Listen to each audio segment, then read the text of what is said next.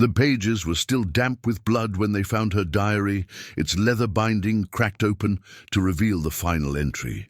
"Today I killed my fourth husband. Tomorrow I shall begin searching for my fifth."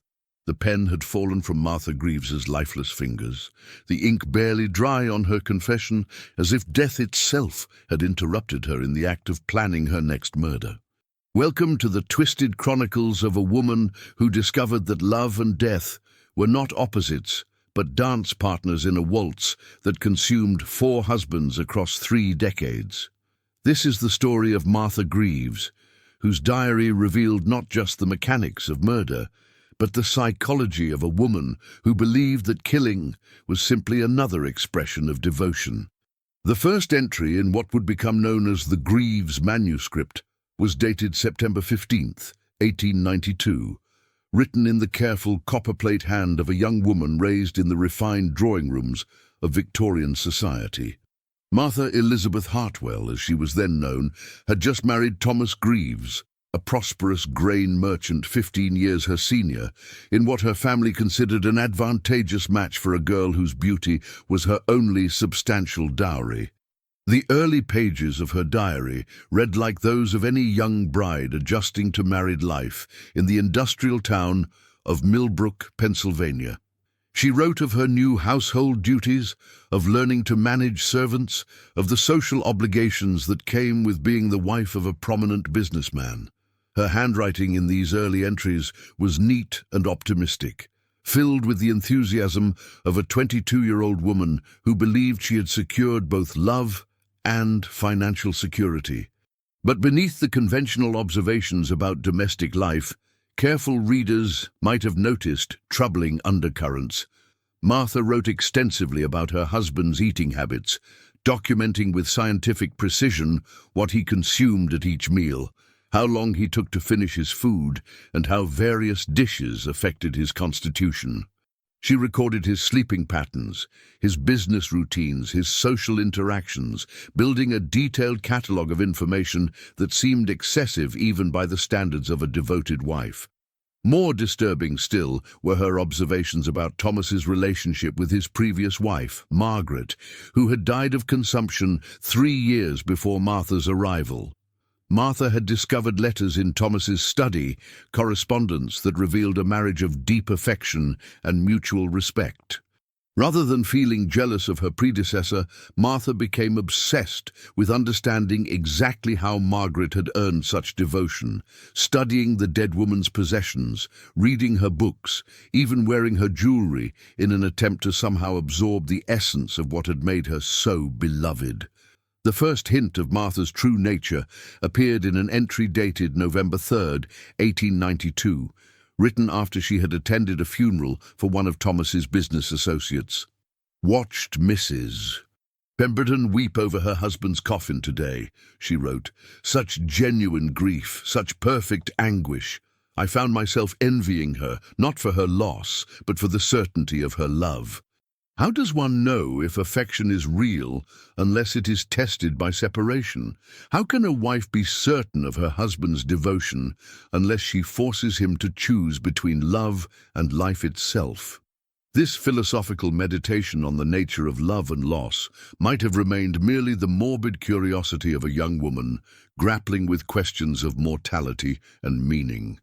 But over the following months, Martha's diary entries revealed a mind increasingly fixated on death as the ultimate test of affection.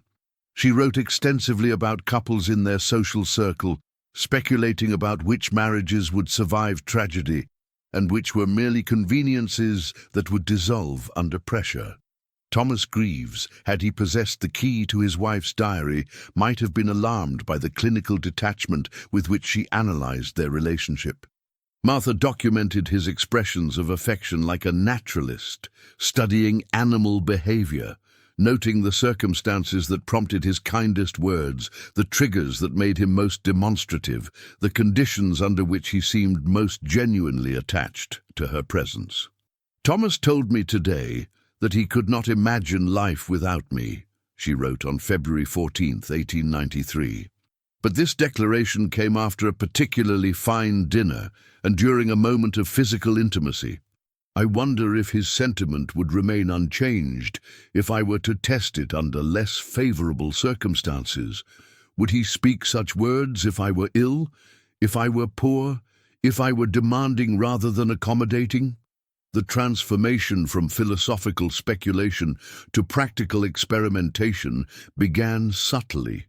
Martha started introducing small disruptions into their domestic routine, minor crises designed to observe Thomas's responses. She would claim sudden illness to see how attentively he would care for her. She would misplace important documents to test his patience. She would invite guests he disliked to measure his willingness to endure discomfort for her sake. These tests escalated gradually, each one pushing further into the territory of genuine hardship. Martha began making increasingly unreasonable demands, expecting Thomas to abandon business meetings to attend to trivial concerns, insisting that he dismiss employees she claimed had been disrespectful to her, requiring him to choose between long-standing friendships and her approval. To Martha's apparent delight, Thomas passed each test with remarkable grace. Rather than growing irritated by her demands, he seemed to interpret them as evidence of her need for reassurance, responding with increased tenderness and attention. His patience only reinforced Martha's growing conviction that their love was indeed genuine, but it also intensified her desire to subject it to the ultimate examination. The diary entries from the summer of 1893 reveal Martha's mind turning toward the possibility that had been lurking in her thoughts since their wedding day. If Thomas truly loved her as much as he claimed, if their bond was as strong as his daily demonstrations suggested, then surely that love would persist even beyond the boundary of death itself. And if it did not, well, then she would know the truth about the superficiality of human affection. I have been reading about widows who maintain communion with their deceased husbands, she wrote on July 20th, 1893. Mrs. Hartwell down the lane claims she speaks with her late husband every evening through automatic writing. Spiritualist literature suggests that the bonds of true love transcend physical existence. If this is true, then death need not be the end of marriage, but merely its transformation into something more pure, more perfect, freed from the corruptions and distractions of earthly life. Martha began attending seances and spiritualist gatherings, not out of grief, as the other participants assumed, but out of curiosity about the mechanics of post-mortem communication. She purchased books on mediumship, experimented with Ouija boards, and cultivated relationships with local practitioners of the occult arts. Her stated goal was to prepare herself for maintaining contact with Thomas after what she had begun to think of not as his death, but as his graduation to a higher plane of existence. The decision to murder her husband, when it finally crystallized in Martha's mind, was presented in her diary not as a crime, but as a sacrament, a final gift that would elevate their love beyond the reach of time and circumstance. Thomas deserves to experience perfect love, she wrote on September 10th, 1893, exactly 1 year after her marriage. Our affection has been tested by the petty trials of earthly existence and found to be genuine. Now it must be preserved in its ideal form, protected from the decay that time brings to all human relationships. The method Martha chose reflected both her domestic knowledge and her desire to avoid causing Thomas unnecessary suffering.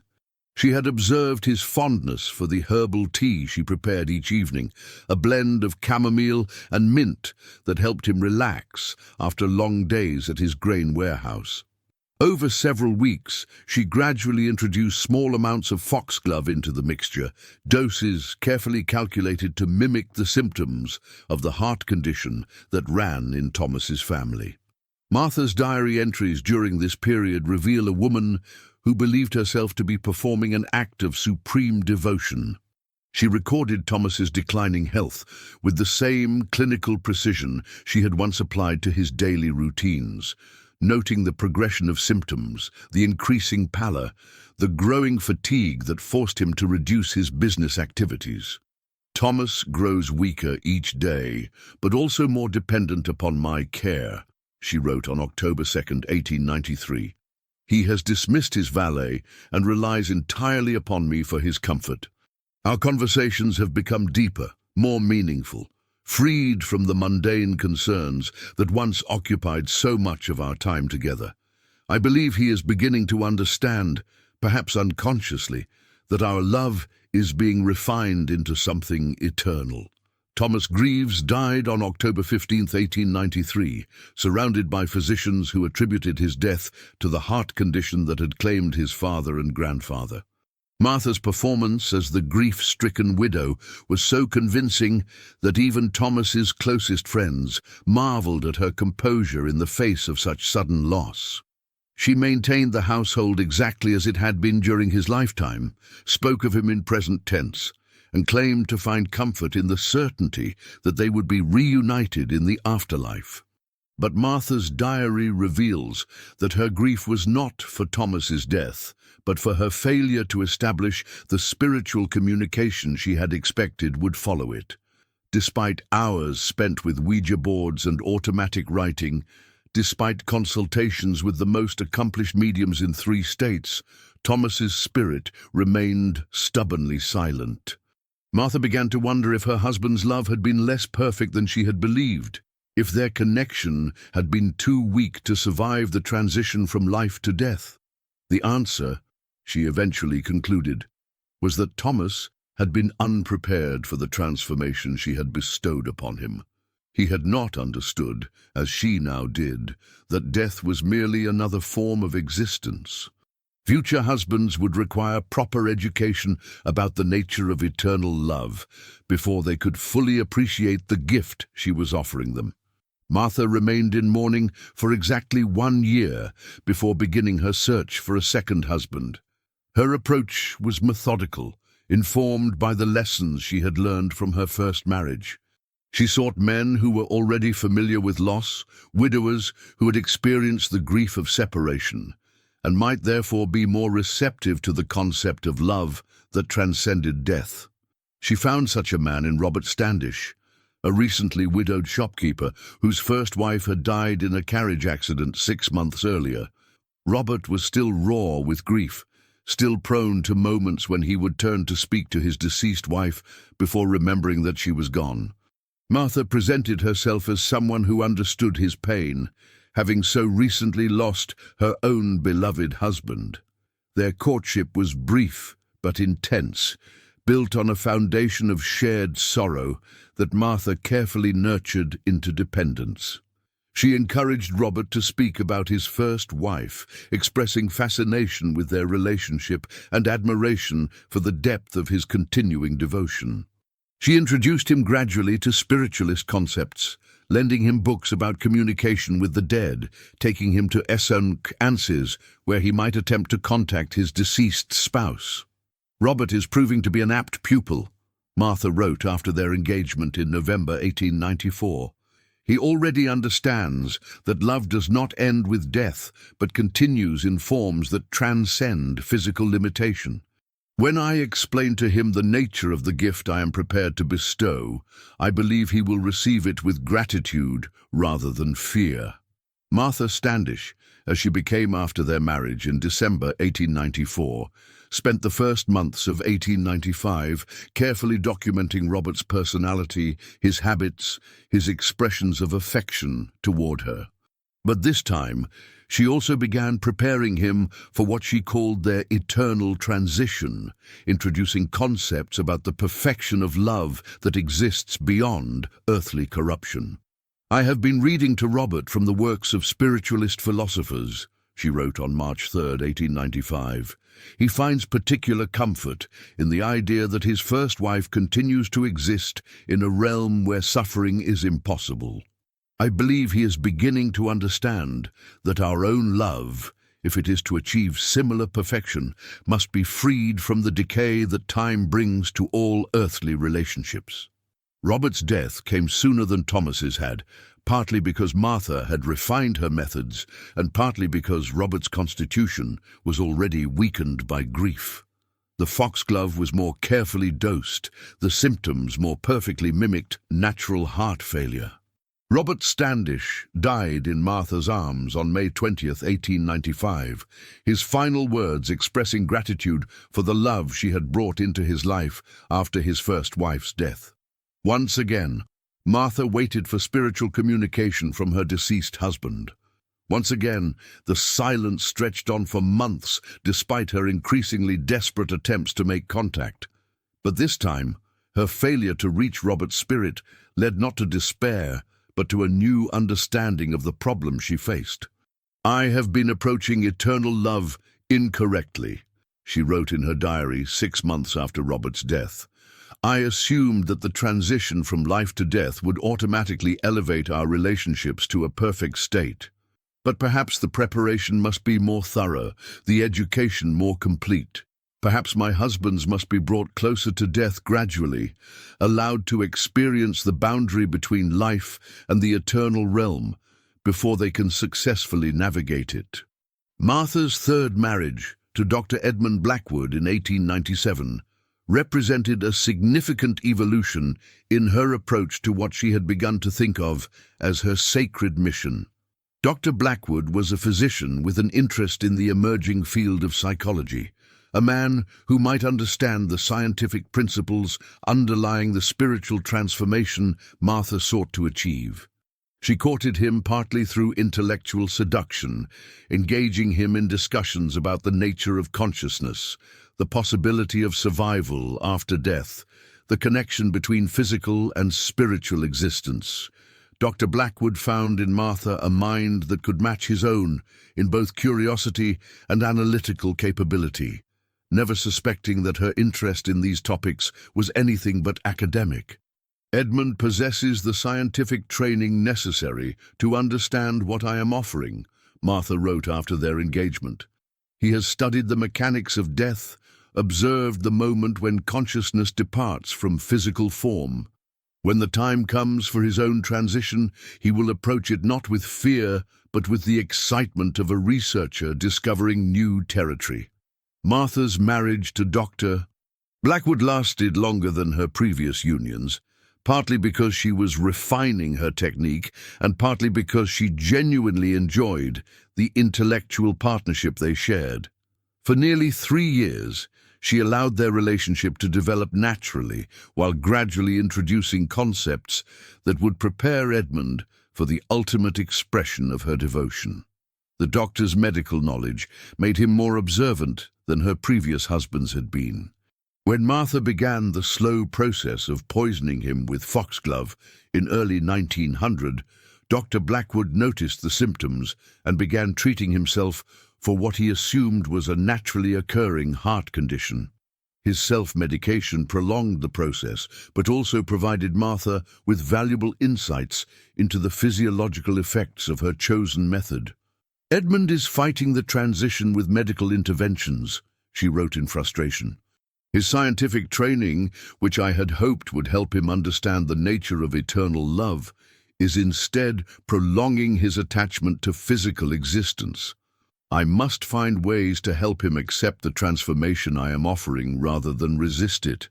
Martha began sabotaging Dr. Blackwood's medical supplies, replacing his heart medications with harmless placebos, adjusting dosages to counteract his attempts at self-treatment. The process became a battle of wits between husband and wife, though only one of them understood the true nature of their conflict. Dr. Blackwood died on July 4th, 1900, his final words expressing puzzlement at the failure of his medical knowledge to save him. Martha performed her role as the grieving widow with practiced perfection, even contributing to medical journals an article about her husband's final illness that helped advance understanding of certain cardiac conditions. But once again, the spiritual communication Martha had expected failed to materialize. Despite 3 years of preparation, despite Dr. Blackwood's scientific understanding of consciousness and death, despite her increasingly sophisticated attempts to contact his spirit, Edmund Blackwood remained as silent in death as her previous husbands had been. Martha's diary entries following Dr. Blackwood's death reveal a woman beginning to question not her methods, but her selection criteria. Perhaps the problem was not inadequate preparation, but inappropriate subjects. Perhaps she needed to find a husband who was already predisposed to spiritual communication, someone who possessed natural mediumistic abilities that would survive the transition from life to death. Her fourth and final husband, Marcus Cornelius Whitmore, was a professional medium whose reputation for communicating with the dead had made him wealthy and famous throughout the northeastern United States. Martha attended one of his sunkansis in Philadelphia in 1902, presenting herself as a widow seeking contact with her beloved deceased husband. She claimed that Dr. Blackwood's spirit had been attempting to reach her through dreams and automatic writing, but that she lacked the skill to receive his messages clearly. Whitmore was intrigued by Martha's apparent psychic sensitivity and her detailed knowledge of spiritualist practices. He agreed to conduct private sessions to help her establish clearer communication with her husband's spirit, sessions that gradually developed into a romantic relationship as Martha used her supposed mediumistic experiences to create a bond of shared understanding. "Marcus is the most gifted medium I have encountered," Martha wrote after their engagement in 1903. "If anyone can maintain communication across the boundary between life and death, it is he. Our love, elevated by his spiritual gifts and my own growing abilities, will surely achieve the perfect form that has eluded my previous attempts."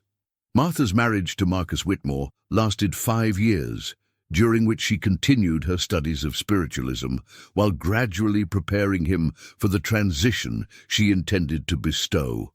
But Marcus's mediumistic abilities proved to be a complication she had not anticipated.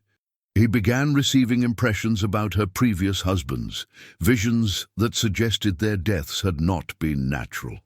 "Marcus has been having disturbing dreams about Thomas, Robert, and Edmund," Martha wrote in 1907.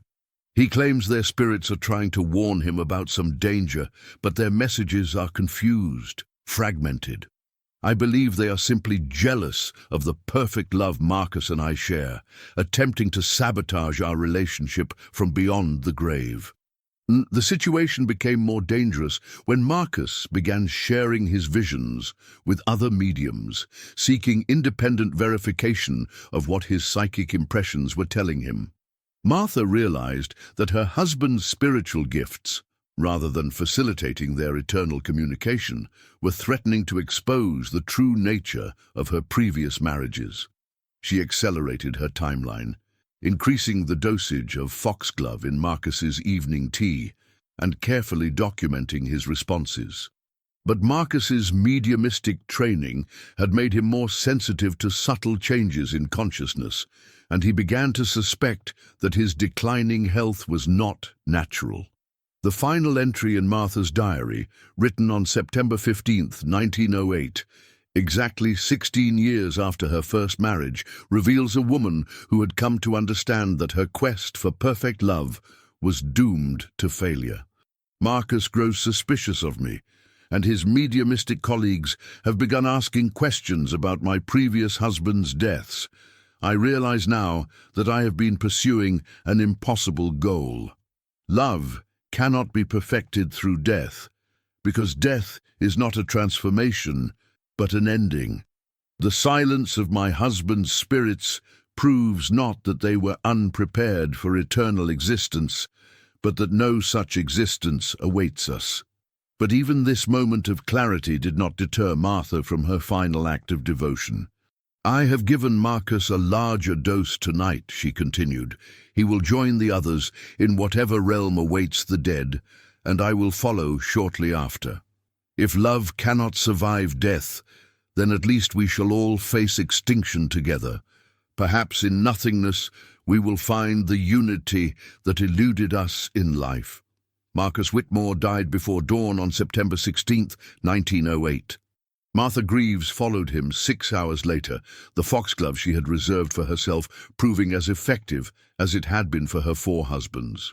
They were found together in the parlor of their Philadelphia townhouse, Martha's diary open beside her, its final pages still damp with the ink that recorded her last thoughts about the nature of love and death. The discovery of Martha's diary sent shockwaves through the spiritualist community and prompted investigations into the deaths of her previous husbands. Exhumation orders revealed traces of foxglove poisoning in all 4 men, confirming Martha's confessions and establishing her as one of the most methodical serial killers in American criminal history. But the most disturbing aspect of the Grieves case was not the number of her victims, but the motivation behind her crimes. Unlike other serial killers who murdered for financial gain, sexual gratification, or simple sadistic pleasure, Martha had killed out of a twisted form of love, a belief that death was merely another expression of devotion. Psychological experts who studied her diary concluded that Martha suffered from a rare form of delusional disorder that caused her to conflate love with control, devotion with destruction. Her inability to distinguish between preserving love and destroying its object had led her down a path that ended in multiple murders and her own suicide. Yet even the experts struggled to fully explain Martha's psychology. Her diary revealed a woman of considerable intelligence and emotional depth, capable of genuine affection and sophisticated philosophical reasoning. Her crimes were not the impulsive acts of a madwoman, but the carefully planned expressions of a coherent, if twisted, worldview. The houses where Martha lived with her 4 husbands have become the subjects of local legends and paranormal investigations. Residents of Millbrook, Pennsylvania, claimed that the Grieves mansion is haunted by the spirits of all 5 individuals who died there, their voices heard arguing throughout the night about the true nature of love and death. Spiritualists who have attempted to contact Martha's spirit report receiving messages that suggest she continues to search for the perfect love that eluded her in life. These communications, if genuine, indicate that death has not brought Martha the understanding she sought, but has instead trapped her in an eternal continuation of the obsession that defined her earthly existence. The Grieves manuscript remains one of the most chilling documents in the archives of American criminal psychology, a first-person account of how love can be corrupted into its opposite while still maintaining the appearance and even the genuine feeling of devotion. Martha's diary forces readers to confront uncomfortable questions about the nature of affection, the difference between love and possession, the fine line that separates romantic idealization from pathological obsession. Modern relationship experts cite the Martha Grieves case as an extreme example of what psychologists call attachment disorder, a condition in which individuals become so terrified of losing their loved ones that they will destroy the very relationships they are trying to preserve. Martha's murders were not acts of hatred, but expressions of a love so consuming that it could not tolerate the ordinary limitations and imperfections of human relationships. Perhaps the most tragic aspect of Martha's story is that her quest for perfect love was doomed from the beginning. The eternal, unchanging devotion she sought to create through murder was impossible, not because her methods were flawed, but because the very concept was fundamentally misconceived. Love, by its nature, requires the freedom to choose, the possibility of loss, the risk of change and growth. By attempting to preserve love through killing, Martha destroyed the very thing she was trying to protect. The diary ends, not with answers, but with questions that continue to disturb readers more than a century after Martha's death. Can love become so intense that it transforms into its opposite? Is it possible to care so deeply about someone that murder becomes an expression of affection? How do we distinguish between devotion and obsession, between romantic idealization and psychological pathology? Martha Grieves believed that she had solved these questions through her radical approach to love and death. Her diary suggests that she went to her grave convinced that her murders were acts of supreme devotion, gifts that would elevate her relationships beyond the reach of time and circumstance. The silence that followed each husband's death was interpreted not as evidence of her delusion, but as proof that perfect love required perfect sacrifice. Yet the very existence of her diary, with its detailed confessions and philosophical justifications, suggests that even Martha harbored doubts about her mission. If she had been truly convinced of the righteousness of her actions, why did she feel compelled to document them so meticulously? Why did she need to justify her murders to herself through elaborate theoretical frameworks about the nature of love and death? Perhaps the answer lies in the final tragedy of Martha Grieves, that she was intelligent enough to understand the horror of what she was doing, but not wise enough to stop herself from doing it.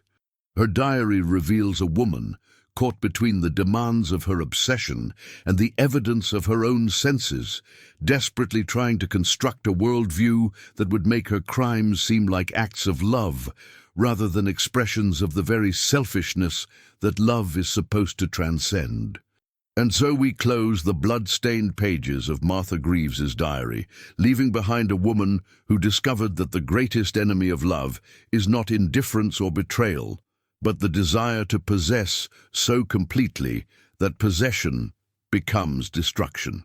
Her story serves as a reminder that the most dangerous forms of madness are those that disguise themselves as sanity, the most destructive obsessions, those that masquerade as devotion. Sleep well, dear listeners, and remember that true love is measured not by the lengths we are willing to go to keep someone, but by our willingness to let them go if that is what their happiness requires. And if you should ever find yourself loving someone so intensely that their freedom seems like a threat to your devotion, remember Martha Grieves and the blood-soaked pages of a diary that proved love without limits is not love at all, but its perfect and terrifying opposite.